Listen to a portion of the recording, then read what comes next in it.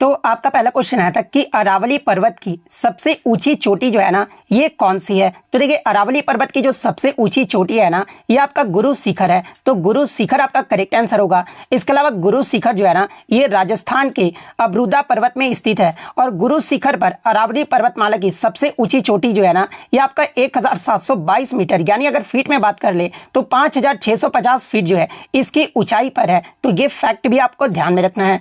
Next question आपका यहाँ पर आया था कि ऑक्जेलिक अम्ल में जो है ऑक्जेलिक अम्ल जो है ना ये किस में पाया जाता है। तो ऑप्शन में आपका पालक जो वो दिया गया था। तो देखिए पालक में जो है ना ये आपका ऑक्जेलिक एसिड जो है ये आपका पाया जाता है। तो पालक आपका यहाँ पे करेक्ट आंसर होगा। इसके अलावा मैं आपको बता दूं कि अम्ल ऐसे पदार्थ होते हैं जिसमें आपका स्वाद जो होता है ना वो आपका खट्टा होता है और ये जो आपका अम्ल होता है ना ये नीले लिटमस पत्र को जो है ये आपका जो वो लाल कर देता है। और देखिए इसके विपरीत जो आपका ना क्षार होता है यानी बेस होता है, बेस जो होता है ना ये आपका लाल लिटमस पत्र को जो है ये आपका नीला जो वो कर देता है। तो ये पॉइंट भी आप ध्यान में रखिएगा। इसके अलावा अगर अन्य पदार्थ की बात कर ले जहां से एग्जाम में प्रश्न पूछे जाते हैं जैसे कि नींबू और संतरा में जो है ना ये आपका साइट्रिक एसिड जो वो आपका पाया जाता है। चींटी के डंक में ये जो आपका फॉर्मिक अम्ल जो ये आपका पाया जाता है। सिरका की बात कर ले तो देखिए सिरका में जो है यानी जिसे इंग्लिश में आपका विनेगर कहा जाता है और विनेगर में जो है ना ये आपका एसिटिक अम्ल जो ये आपका पाया जाता है। इसके अलावा अगर दही की बात कर ले तो देखिए दही में जो है ना ये आपका लैक्टिक अम्ल जो ये आपका पाया जाता है।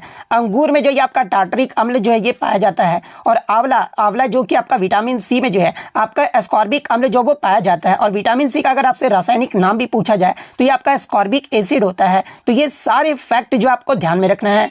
नेक्स्ट क्वेश्चन आपका यहाँ पर आता है कि सिख समुदाय के लोग कार्तिक पूर्णिमा को जो है कौन सा त्योहार जो वो मनाते हैं या फिर कार्तिक पूर्णिमा पर कौन सा त्योहार जो ये आपका मनाया जाता है। तो देखिए सिख समुदाय के लोग कार्तिक पूर्णिमा पर जो है ना ये आपके गुरु नानक जयंती जो वो मनाते हैं। तो गुरु नानक जयंती आपका यहाँ पे करेक्ट आंसर होगा। इसके अलावा मैं आपको बता दूं कि आपके इस त्योहार को जो है ना ये आपका प्रकाश पर्व या फिर गुरु पर्व जो ये आपका कहा जाता है जो कि आपका सिखों का सबसे बड़ा त्योहार भी माना जाता है। इसके अलावा मैं आपको बता दूं कि गुरु नानक देव जी जो थे ना ये सिख धर्म के पहले गुरु थे और इनका जो जन्म ये कब और कहां पर हुआ था। तो इनका जो जन्म ये आपका 15 अप्रैल 1469 को जो है ये आपका पंजाब के तलवंडी में जो इनका जन्म हुआ था। तो ये पॉइंट भी आपको ध्यान में रखना है। तो अगर वीडियो आपको पसंद आ रहा होगा तो चैनल को जो आप जरूर सब्सक्राइब कर लीजिएगा।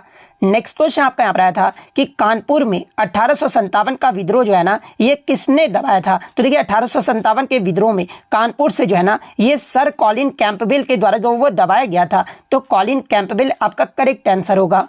नेक्स्ट आपका यहाँ पर क्वेश्चन आया था कि अनुसूचित जाति यानी एससी और अनुसूचित जनजाति एसटी से जुड़े प्रावधान भारतीय संविधान के जो है किस अनुसूची में है। तो देखिए एससी और एसटी से संबंधित जो आपके जुड़े प्रावधान है ना ये आपके 5वीं अनुसूची में है। तो 5वीं अनुसूची आपका यहाँ पे करेक्ट आंसर होगा। नेक्स्ट आपका क्वेश्चन यहाँ पर आता है कि 24 जनवरी 1951 को भारत के राष्ट्रपति कौन थे या फिर 26 जनवरी 1950 इस प्रकार से आपसे पूछा गया था। कोई आपका डेट जो वो दे दिया गया था लेकिन हालांकि आपका 1950 या 51 में जो आपका पूछा गया था। तो देखिए 24 जनवरी 1951 को भारत के जो राष्ट्रपति थे ना ये आपके डॉक्टर राजेंद्र प्रसाद थे और डॉक्टर राजेंद्र प्रसाद जो है ये आपके भारत के जो है पहले राष्ट्रपति भी जो ये रहे थे। तो डॉक्टर राजेंद्र प्रसाद आपका करेक्ट आंसर होगा। और डॉक्टर राजेंद्र प्रसाद का जो कार्यकाल ये कब तक रहा था तो ये आपका 1962 तक रहा था। तो ये पॉइंट भी आपको ध्यान में रखना है। नेक्स्ट आपका क्वेश्चन यहाँ पर आया था कि 1857 के विद्रोह का मुख्य कारण जो है ना ये क्या रहा था। तो देखिए मैं आपको 10 बार अब तक बोल चुका हूं कि 1857 का विद्रोह 1991 का जो आपका जो लिबरलाइजेशन है ना उससे आप जो है वो जरूर देख लीजिए एलपीजी वाला। इसके अलावा मैं आपको टॉपिक बता दूं एक आपका अमेंडमेंट 1991, इसके अलावा 1857 का विद्रोह, एक आपका हो गया अमेंडमेंट तीसरा टॉपिक, चौथा टॉपिक जो है ना ये आपका अनुच्छेद। यहाँ से भी जो आपके लगातार प्रश्न जो है ये 4 टॉपिक से आपके लगातार प्रश्न जो वो पूछे जा रहे हैं। तो देखिए 1857 के विद्रोह का जो मुख्य कारण था ना ये आपका धार्मिक भावनाओं को आहत करना था। इसके अलावा राजनीतिक कारण भी रहा था, आर्थिक कारण भी रहा था और सामाजिक कारण और सैन्य कारण रहा था। तो इनमें से आपका जो भी ऑप्शन में दिया गया होगा वो आपका यहाँ पे करेक्ट आंसर होगा। नेक्स्ट क्वेश्चन आपका यहाँ पर आता है कि समान नागरिक संहिता यानी यूनिफॉर्म सिविल कोड जो है ना ये आपका किसमें वर्णित है। तो देखिए समान नागरिक संहिता की बात कर ले तो ये आपका भारतीय संविधान के भाग 4 अनुच्छेद 44 में आता है और ये जो आपका डीपीएसपी में जो ये आपका शामिल है। तो इन तीनों में से जो भी आपका पूछा गया होगा मैंने आपको जो यहाँ पर बता दिया है। नेक्स्ट आपका क्वेश्चन यहाँ पर आता है कि भारत के पहले वायसराय जो है ना ये किस अधिनियम के तहत जो है ये आपके नियुक्त जो वो किए गए थे। तो ये प्रश्न बताइए अब तक आपका 3 बार जो ये आपका रिपीट किया जा चुका है। अधिनियम से भी जो आपके लगातार प्रश्न जो वो वो पूछे जा रहे हैं। ये 5वां टॉपिक है, यानी अधिनियम से भी आपके हर शिफ्ट में 1 या 2 प्रश्न जो वो पूछा जा रहा है। तो देखिए मैं आपको बता दूं कि भारत सरकार अधिनियम 1858 के तहत जो है भारत में पहली बार वायसराय को जो है ये आपका जो वो नियुक्त किया गया था, और भारत के जो पहले वायसराय रहे थे ये आपके कैनिंग रहे थे। तो ये पॉइंट भी आप ध्यान में रखिएगा। तो भारत सरकार अधिनियम 1858 आपका करेक्ट आंसर होगा। नेक्स्ट क्वेश्चन आपका आ रहा था कि विंध्य पर्वतमाला किसके 2 भागों में जो वो बांटती है। तो देखिए विंध्य पर्वतमाला जो है ना ये आपके उत्तर भारत और दक्षिणी भारत को जो है ये आपका 2 भागों में जो ये बांटता है। तो उत्तर भारत और दक्षिण भारत आपका करेक्ट आंसर होगा। नेक्स्ट आपका यहाँ पर आता है कि भारत की सबसे लंबी नदी जो है ना ये कौन सी है। तो देखिए भारत की जो सबसे लंबी नदी है ये आपका गंगा नदी है, और गंगा नदी की अगर लंबाई की बात कर ले यानी कितनी है, तो देखिए गंगा नदी की जो लंबाई है ना ये आपका 2525 किलोमीटर है। और गंगा के बाद भारत की जो सबसे लंबी नदी है ना ये आपका गोदावरी नदी है, जिसकी अगर लंबाई की बात कर ले तो ये आपका 1465 किलोमीटर है। तो ये पॉइंट भी आप ध्यान में रखिएगा। और गंगा का उद्गम जो ये कहाँ से होता है, तो आपका उत्तराखंड में गंगोत्री हिमनद से जो है या इनका उद्गम जो वो होता है। और इससे प्रीवियस शिफ्ट में आपसे पूछा गया था कि जो सोन नदी है ना ये आपका सोन नहीं कोसी नदी के बारे में पूछा गया था कि कोसी नदी जो है ना ये किसकी सहायक नदी है। तो देखिए कोसी नदी जो है ना ये आपका गंगा नदी की ही जो वो सहायक नदी है, और कोसी नदी को ही जो है ये आपका बिहार का शोक नदी भी जो वो कहा जाता है। तो ये पॉइंट भी आप ध्यान में रखिएगा। नेक्स्ट आपका यहाँ पर आता है कि नाबार्ड प्लस करके कुछ मिलाकर किसका विकास किया गया है। तो इस प्रकार से आपका एक क्वेश्चन जो वो देखने को मिला था। तो देखिए नाबार्ड प्लस और राज्य सरकार बैंक मिलकर जो है ना कृषि और ग्रामीण विकास जो है मिलकर जो है ये कार्य करते हैं। तो एग्जैक्ट क्या प्रश्न था आप जो है कमेंट करके जरूर बता दीजिएगा। नेक्स्ट आपका क्वेश्चन यहाँ पर आया था कि भारत में लू जो है ना ये कौन से हिस्से को प्रभावित करती है। तो देखिए भारत में जो लू होते हैं ना ये आपके थार मरुस्थल के क्षेत्रों को जो ये प्रभावित जो वो करते हैं। थार मरुस्थल के क्षेत्र आपका करेक्ट आंसर होगा। नेक्स्ट आपका क्वेश्चन यहाँ पर आया था कि जीएसटी को किस संविधान संशोधन अधिनियम के द्वारा जो है इसे पारित किया गया था। तो देखिए जीएसटी को जो आपका 101वें संविधान संशोधन अधिनियम के द्वारा जो है इसे पारित किया गया था। तो 101वां आपका करेक्ट आंसर होगा। और देखिए जीएसटी से मैं आपको पिछले वीडियो में भी जो है बहुत सारा एक्स्ट्रा फैक्ट जो वो बता चुका हूं। तो जो भी मेरा प्रीवियस वीडियो नहीं देखे होंगे तो प्रीवियस वीडियो जो वो जरूर देख लीजिएगा। इसके अलावा मैं आपको बता दूं कि 1 जुलाई 2017 को जो है ये आपका जीएसटी जो है ना ये भारत में आपका जो वो अस्तित्व में आया था। तो ये पॉइंट भी आप ध्यान में रखिएगा। और भारत में जीएसटी लागू करने वाला जो पहला राज्य है ना ये आपका असम राज्य है। तो ये फैक्ट भी आपको ध्यान में रखना है। नेक्स्ट आपका यहाँ पर आता है कि भारत और अमेरिका के बीच कौन सा आपका युद्ध अभ्यास होता है। तो देखिए भारत और अमेरिका के बीच होने वाला जो युद्ध अभ्यास है ना इसका नाम आपका युद्ध अभ्यास ही है। और ये जो आपका रक्षा सहयोग को बढ़ाने के लिए ये जो आपका आयोजित किया जाता है जो कि आपका एक द्विपक्षीय सैन्य अभ्यास है। और वर्ष 2002 में जो इसे आपका शुरू किया गया था। और इस अभ्यास का जो मकसद है ना ये दोनों देशों के बीच रक्षा संबंधों को जो ये आपका मजबूत करना है। तो युद्ध अभ्यास आपका यहाँ पे करेक्ट आंसर होगा। नेक्स्ट आपका क्वेश्चन यहाँ पर आता है कि 9वां संविधान संशोधन अधिनियम 1960 जो है ना ये किन देशों के बीच जो है आपका लागू हुआ था। तो देखिए 9वां जो आपका संविधान संशोधन अधिनियम है ना ये आपका वर्ष 1960 में जो ये आपका लागू हुआ था। और ये जो आपका भारत और पाकिस्तान के बीच हुए समझौते के आधार पर जो ये आपका बना था। तो भारत और पाकिस्तान आपका करेक्ट आंसर होगा। इसके अलावा मैं आपको बता दूं कि इसी समझौते के तहत जो है असम, पंजाब, पश्चिम बंगाल और त्रिपुरा की सीमाओं से जुड़े कुछ विवादों का निपटारा भी जो वो किया गया था। तो ये पॉइंट भी आपको ध्यान में रखना है। नेक्स्ट क्वेश्चन आपका यहाँ पर आया था एक आपका साइंस से देखने को मिला था कि प्लास्टर ऑफ पेरिस का जो है रासायनिक फार्मूला जो वो पूछा गया था। तो देखिए प्लास्टर ऑफ पेरिस का जो रासायनिक फार्मूला होता है ना यानी केमिकल फार्मूला होता है ये आपका CaSO4 हाफ H2O होता है। तो CaSO4 हाफ H2O आपका करेक्ट आंसर होगा। वहीं अगर इसके रासायनिक नाम की बात कर ले तो देखिए प्लास्टर ऑफ पेरिस का जो रासायनिक नाम होता है ना ये आपका कैल्शियम सल्फेट हेमीहाइड्रेट जो वो होता है। तो और इसी से आपका मिलता जुलता एक और आपका नाम है जो कि आपका जिप्सम है। और जिप्सम का जो रासायनिक सूत्र होता है ना ये आपका CaSO4 हाफ की जगह आपका 2 लग जाता है और 2H2O जहां पर भी लग जाना तो ये आपका जिप्सम का जो वो रासायनिक सूत्र होता है। और जिप्सम का रासायनिक नाम अगर आपसे पूछा जाए तो इसका जो रासायनिक नाम है ना ये आपका कैल्शियम सल्फेट डेकाहाइड्रेट होता है। तो ये फैक्ट भी आपको ध्यान में रखना है।